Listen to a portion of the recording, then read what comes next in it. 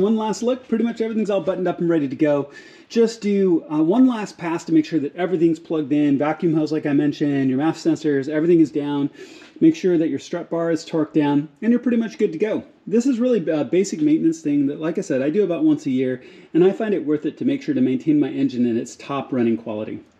All right, go ahead and clean up and put your tools away, and you can tell this isn't a hard project at all, and this is something that you can really do for almost any car. Now, granted, the disassembly and reassembly has been very, very targeted at my particular BMW, but this is something that you could use as a general guideline for almost any washable air filter you can put in any model of car.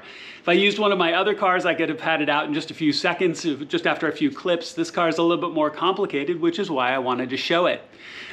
This is something that you should definitely take a look at. Keep an eye on your conditions and what the manufacturer recommends on how often you should clean your filters. But at the same time, if you're in a really dusty or really smoky or otherwise environment where they may get dirty more often, this is something you should do pretty regularly.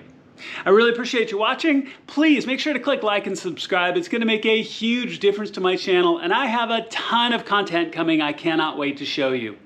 Thank you so much for watching, and I'll see you on my next project.